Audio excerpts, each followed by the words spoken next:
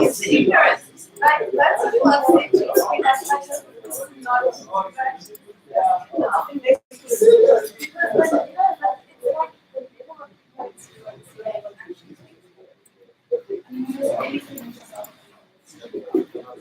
you must exercise. But I mean, most of them are, they don't take a lot.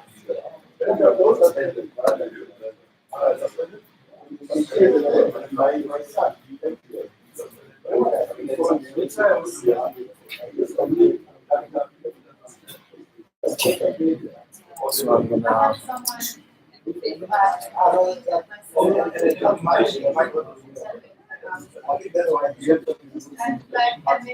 And then this person put a hand on his kids to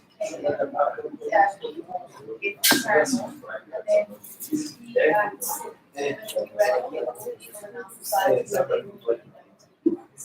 and then he had to jump his gun, and then he went into great detail about bullets. Is it okay? And then he said, Yeah. you know what was good? Because I was worried. I just wanted to check this. Can you move one flag? Yeah. Yeah. Ah, perfect. Yeah, we're not gonna. It's like something.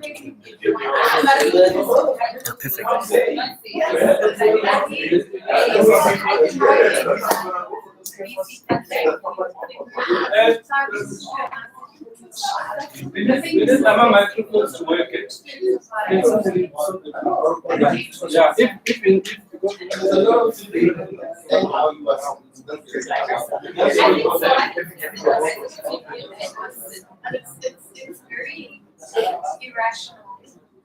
You know, just how the one who was we're having a new schedule.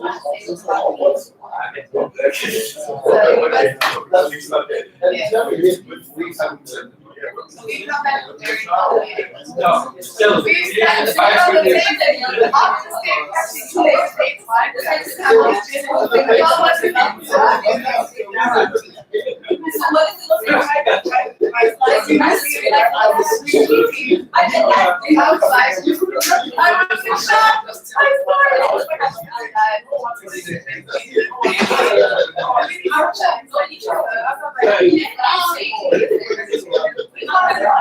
And like, I mean, nothing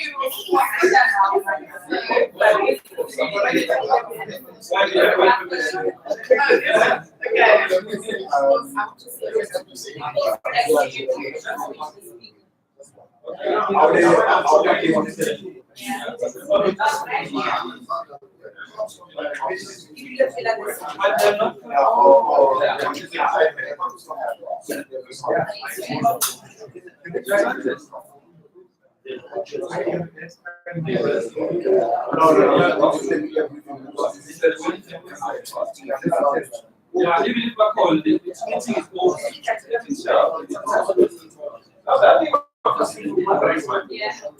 over.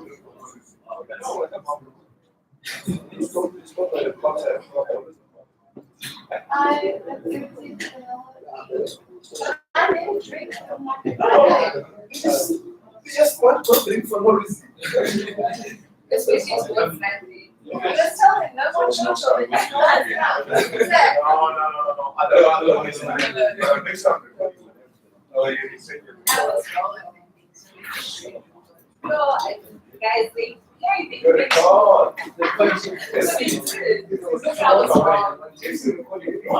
No, it was in the morning of the day. It's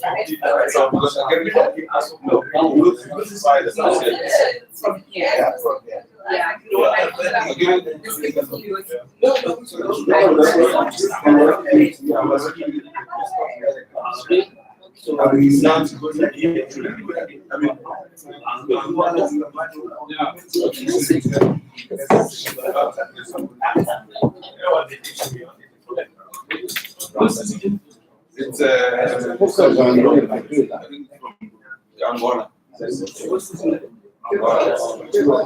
Yeah, it's very nice.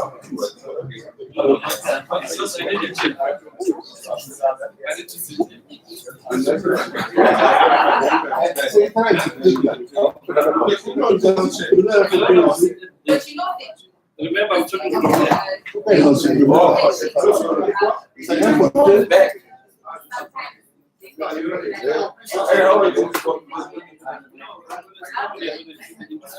Yes, but you don't need a mic. We are recording.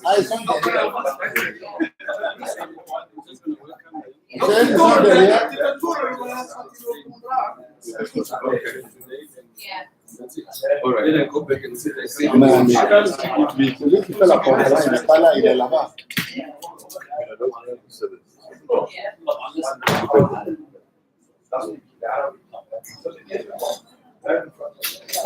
Ok, c'est ça.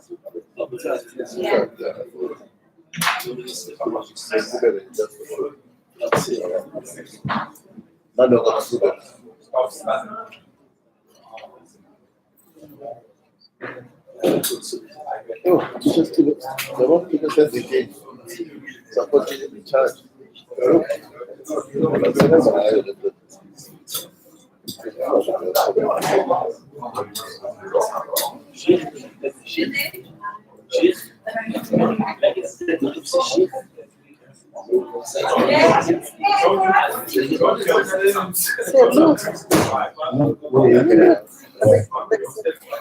Cette chose. Plus. Ouais, c'est ça, c'est C'est ça. ça veut dire le supplément de poids. Oui.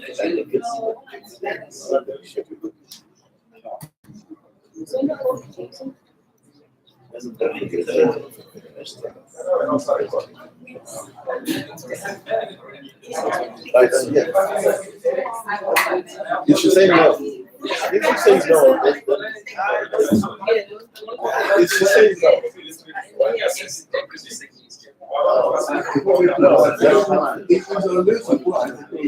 As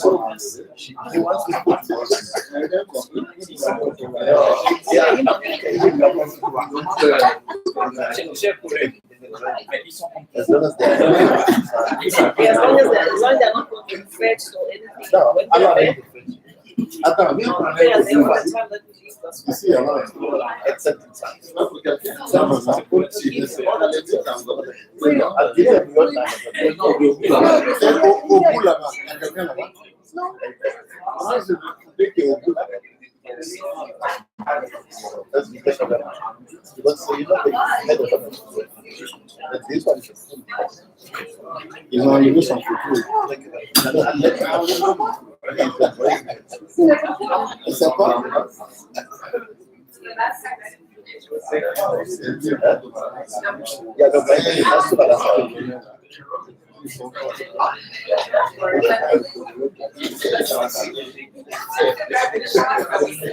Yeah, you look at email to me. Send it to my, you know, I thought. Let me send it.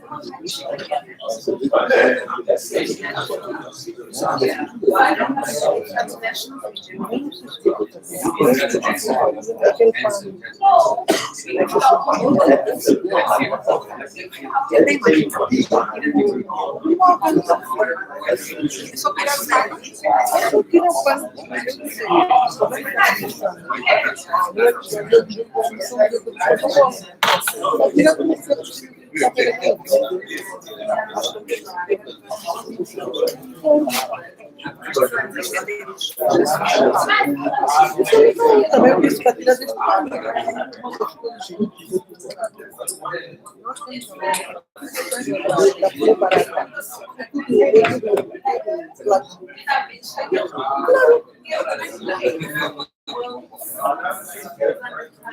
Eu vou tirando mais.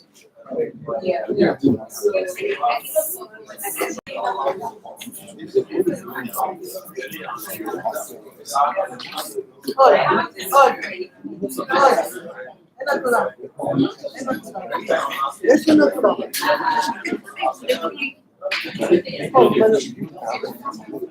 E aquelas ali? Aquelas ali? Tudo natural. Parece que sim, parece.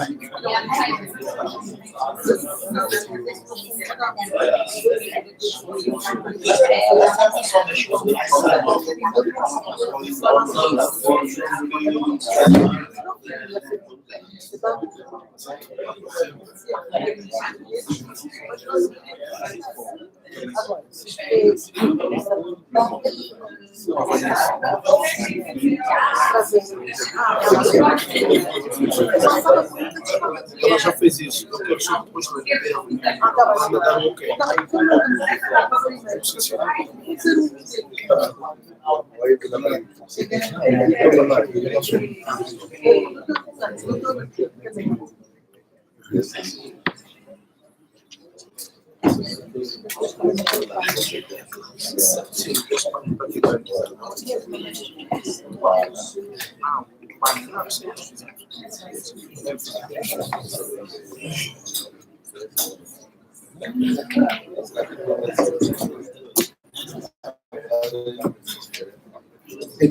Good afternoon, everybody.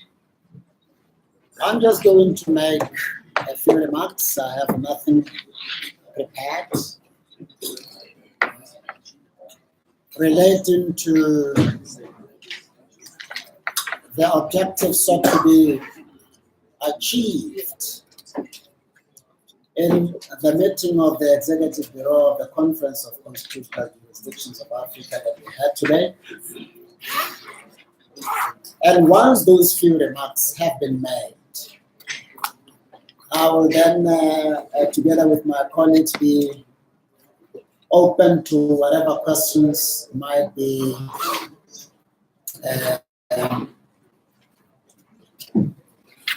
planned to be put to us by our brothers and sisters in the media. This session of the Executive Bureau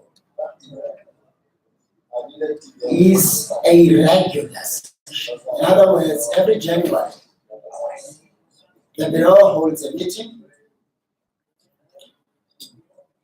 to receive a report from the Secretariat and the President of the organization about progress made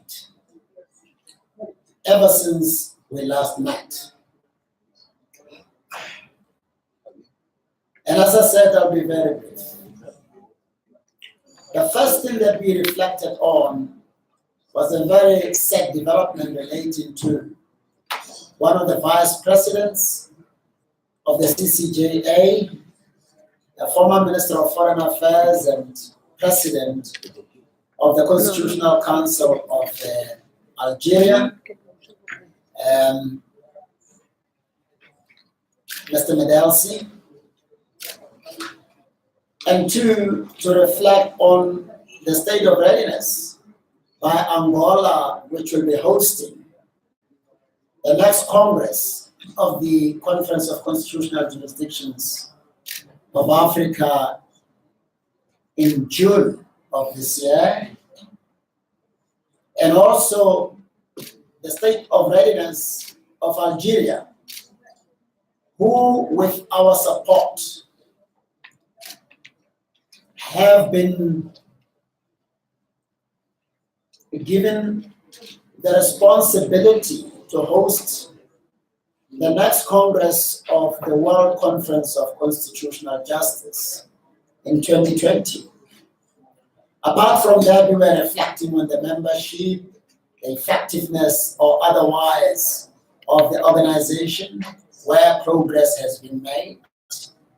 We also noted the developments in Nigeria and within the judiciary of Nigeria, and that in general is what transpired.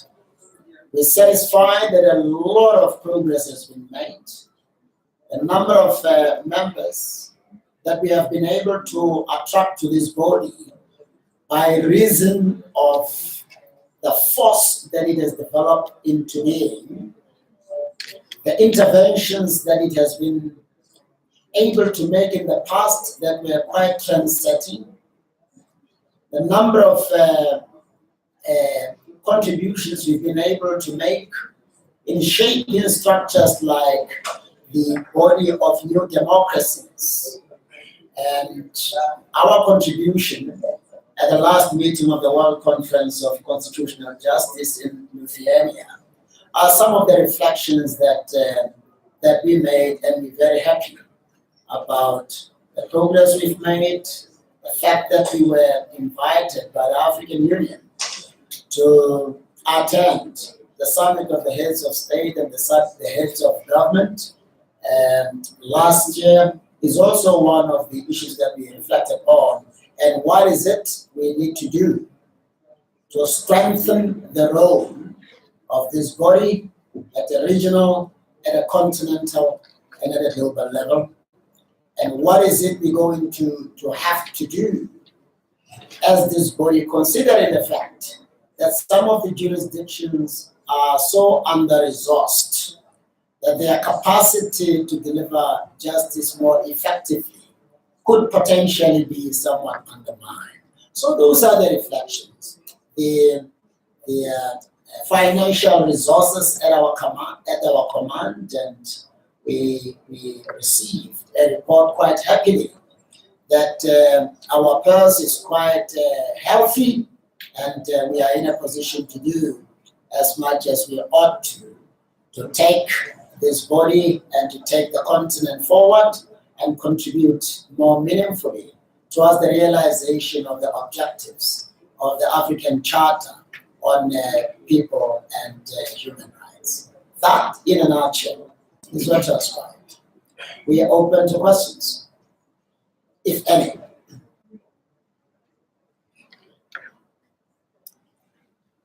Thank you, Chief Justice.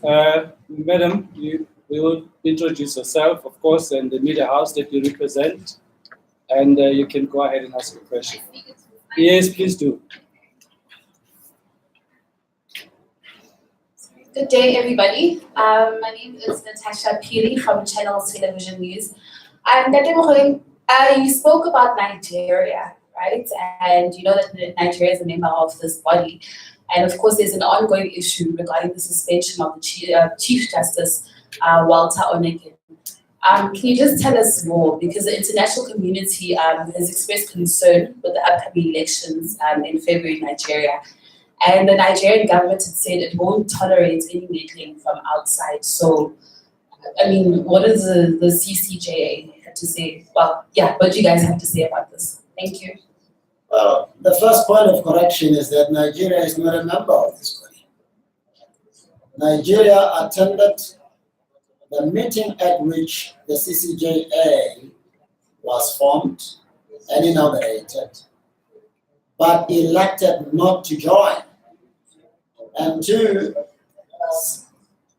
at least two attempts were made to encourage them to become members of the CCJA, the latest being in Turkey, December 2018.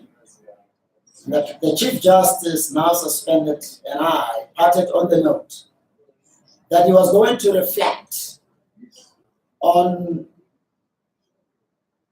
whether to join or not to join the CCJA in view of the explanation that I gave him about the true nature of the CCJA and the manner in which I have been able, I believe, to persuasively dispel whatever misgivings he used to have about the CCJA. But that said, here is my further response to your question.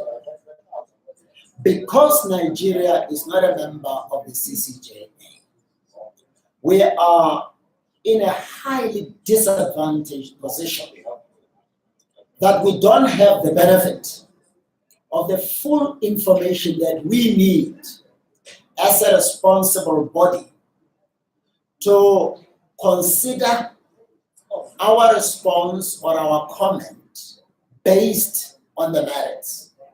Therefore, our position is the following. We are concerned that there is apparent instability that affects the judiciary of Nigeria, and we will always be concerned, regardless of whether a jurisdiction is a member or not a member of the CCJA, when developments unfold in a manner that seems to suggest that a measure of normalcy needs to be restored in order for the judiciary to be as effective as the original intent for its establishment is supposed to be. Our appeal is the rule of law must be observed. The Constitution must be followed to the letter. Nothing that happens to or about the Chief Justice of the Federal Republic of Nigeria or any member of the judiciary there must happen in a manner other than that which is sanctioned by the Constitution and the law that obtains in Nigeria in relation to matters of this nature. That's our comment. So we remain deeply concerned, and we will find comfort in the resolution of the challenges there in a manner that leaves an acceptable situation to all in Nigeria, particularly the legal fraternity in Nigeria. Thank you. Ms. Mon? Find out if Zimbabwe is a member of the CCJA. Is it? Zimbabwe joined. Yeah. In light of that, I mean, as I'm sure you're all aware, there have been very disturbing reports coming out of Zimbabwe about human rights violations, Amnesty International amongst the bodies that have raised alarm. We know that you have engaged, for instance, with the leadership of Egypt at one stage. Do you as a body feel that you have any power to join the calls from some of the opposition parties and human rights bodies for SADC to intervene in this situation? And as judges who have to arbitrate on these kind of issues, how do you navigate that space between making calls on governments to do what they're constitutionally mandated to do and not being seen to overstep the lines of separation of powers? Well, I would need more specificity on your question, Karen. I'll tell you why. You'll pardon me for being ignorant about any development in Zimbabwe that affects or threatens to undermine the independence or the capacity of the Zimbabwean judiciary to act as it ought to. All I know is that there was something apparently demonstrative of the independence and the effectiveness of the Zimbabwean judiciary recently in relation to, I think, a person who was arrested and the court released the person. There may well have been another development, but to the best of my recollection, there is nothing that happened recently that I'm aware of that suggests that the judiciary of Zimbabwe has been prevented from doing what is constitutionally mandated to do. So if there is anything specific that relates to the judiciary of Zimbabwe that the question relates to, I would ask that I be enlightened so that I don't say anything that does not quite confront your question as directly as I should. If it is just a general question relating to the human rights situation in Zimbabwe, then I would like to understand that it's just a broad question so that I can seek to address it on that understanding. I think it's more of a broad question in light of the fact that there's been sort of allegations of military force being unleashed on the population and those kind of abuses, which would obviously be, manifestly unconstitutional, but which have not necessarily come before courts at this time. Well, that is a matter that really doesn't fall within the sphere of operation of this body. We function directly and indirectly with a variety of structures within the legal fraternity. What we do is we focus fundamentally on matters that affect the judiciary, and to the extent that there is a known attempt to undermine constitutional prescripts anywhere, and we see some room for us, in line with our statute, in line with our memorandum of understanding signed with the African Union Commission, to intervene, then we do intervene. But for matters of that nature, what has generally happened is that the law society or the body of lawyers in the African continent or in the different regions or the academia would be the people that get directly involved. And from time to time, they would then come and give us feedback and seek to know what thoughts, if any, we have. But you would appreciate that it's a matter really that's generally best left for the political players to engage with, for the human rights advocacy groups to engage with, and a bit inappropriate for judicial officers who, as a matter of fact, ought to function fundamentally on the basis of evidence. To just see the story on television, to just see the story on media and begin to open up their mouths and comment on that. I think it would harm our credibility to poke our noses in incidents of that nature, particularly in circumstances where Zimbabwe Supreme Court, a member of this structure, has not said anything to us. So we are not in a position to get involved in that matter, and it would actually be inappropriate for us to. Do we have more questions, or that should be it? Bukhari? Good afternoon. My name is Malik Bukhari from the SABC. Just one question, it becomes more than one. I just want to find out what is one of your greatest concerns, but especially when it comes to attacks or gratuitous attacks on judicial officers and even threats of violence on them. And perhaps we can come back to the issue of South Africa. Later last year, we know that there were threats, fewer though, obviously from some political parties against some of the officers. We know the issue of Uganda. One political party saying that it was unacceptable that you specifically should have expressed dissenting view when fellow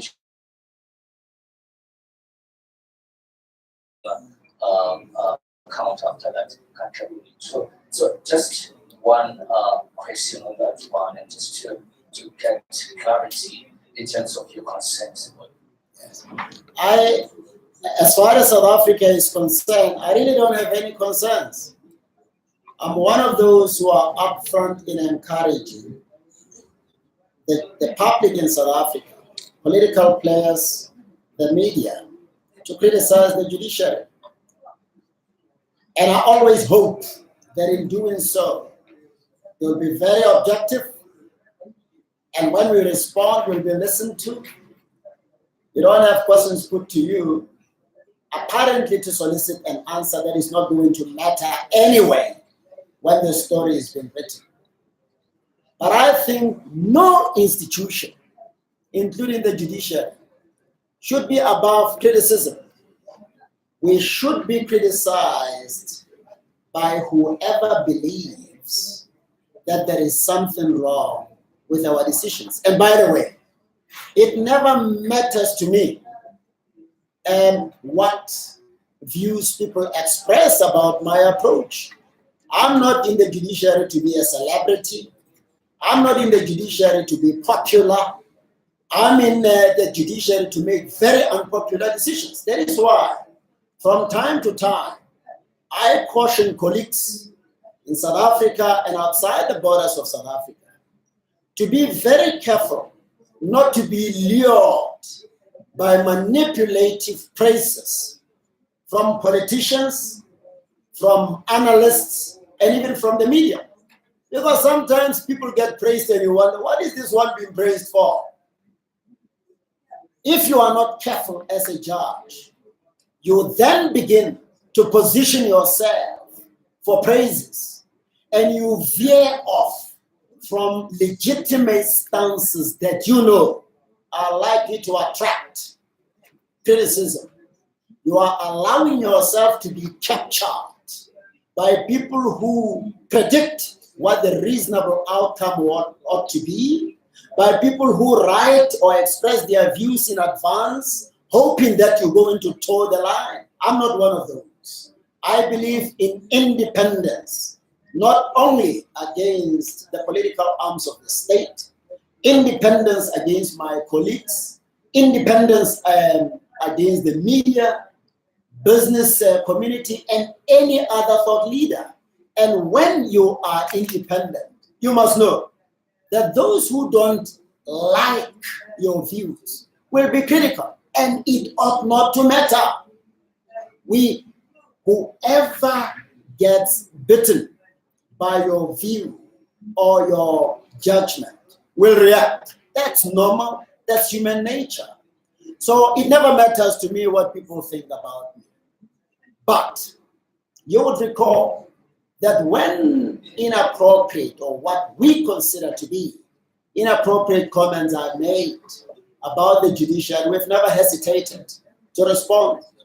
Cast your mind back to 2015, I think it was, the meeting that we had closer to the OR Tambo International Airport, when there were all sorts of attacks against the judiciary. We made the point that we're not against being criticized, but you've got to substantiate your criticism. You can't just loosely say things that you cannot support about the judiciary. Study our judgments, study our comments, and then make an informed comment. Even if we believe you are wrong, we won't have a problem with you. And you would also recall that our response was to have that meeting, to ask that meeting with the executive, which happened, I think it was on the 29th of August, 2015, at the Union Building, precisely to address comments that we believed were most inappropriate. And that, by the way, explains the stance that we took when members of the judiciary in Kenya were under attack from, among other people, the president of that country, we had to intervene because those were extraordinary comments which had the possibility to pose danger to the members of the judiciary of Kenya. So to round it up, we don't mind being criticized. I will never shy away from adopting a position that I know is unpopular based on the views already expressed by analysts, academia, the media, or politicians. We are not here to please people. We are not here to be in our own area of speciality. That's the bottom line. Colleagues, are there any more questions? Yes, I see a hand. Yes. My name is Pahadi from News 24. Among other commissions which have been held is that into the NPA and some of its officials strictness to hold office. And are you perhaps maybe concerned that the judicial may have been involved in the alleged state capture? You know, that's a very good question in a sense, because I once had a very senior politician and member of parliament expressing concerns about the judiciary of South Africa. And the concerns he was expressing about the judiciary of South Africa related to the police. So we wrote a note to him to say, listen, the police are not part and parcel of the judiciary. He said, I say the judiciary. So he was that determined, and we left him alone.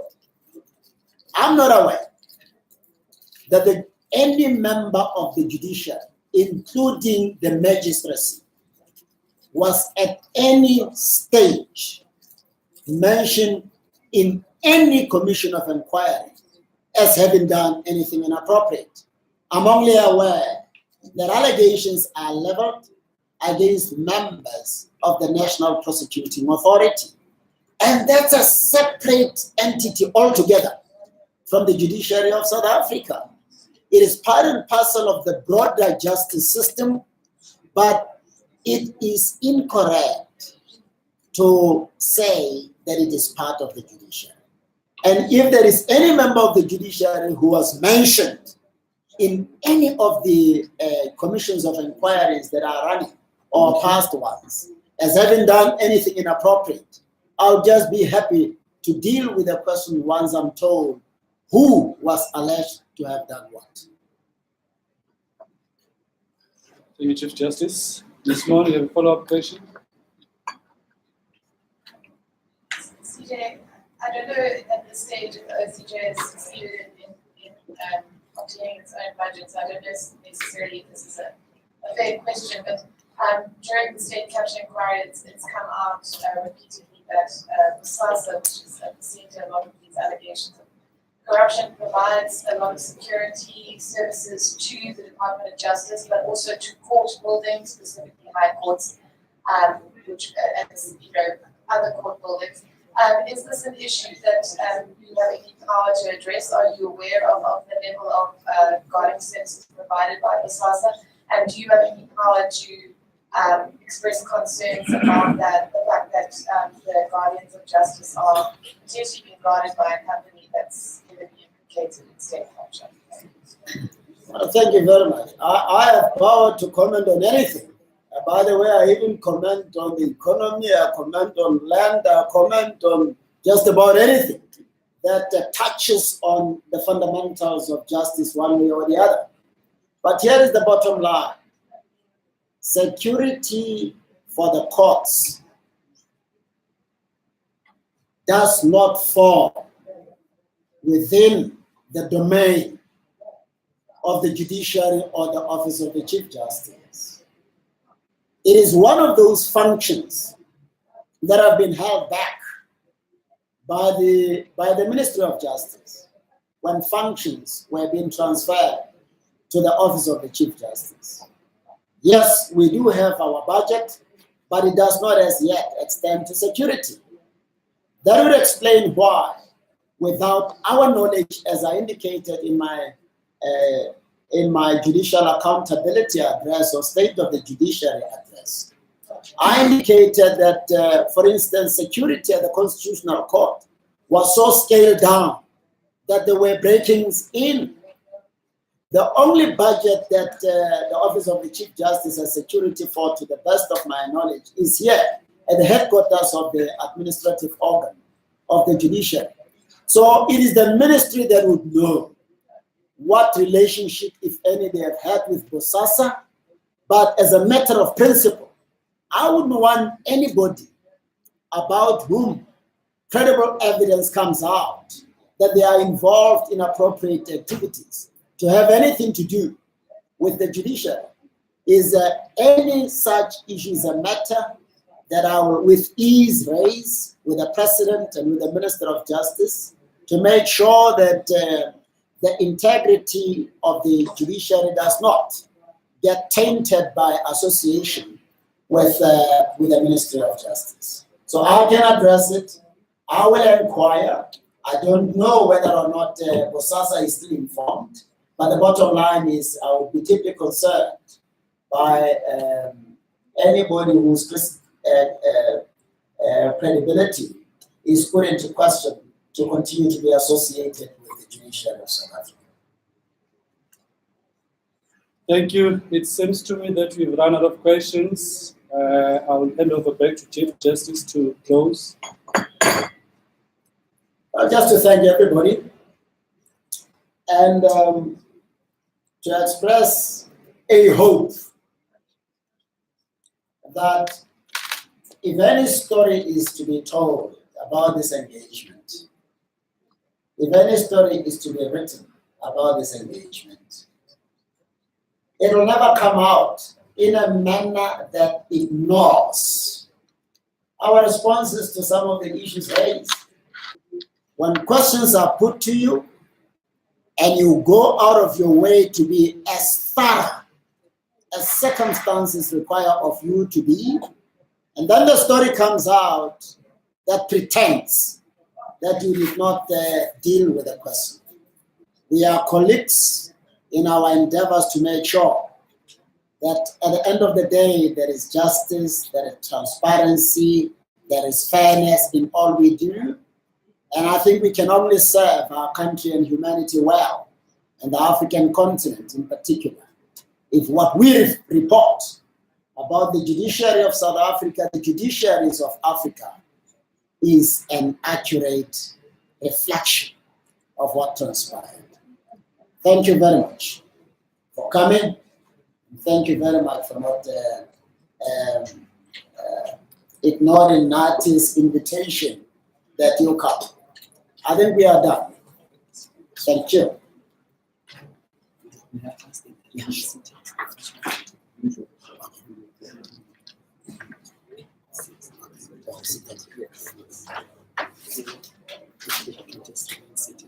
Oh, I'm told that colleagues must remain seated for a while because there may be some colleagues from the media who just want visuals of us as we are seated in this manner.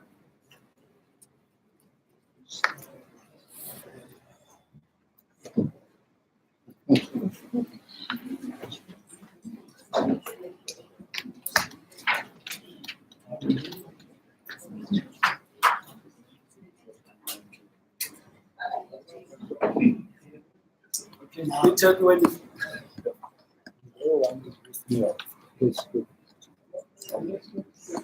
Yeah.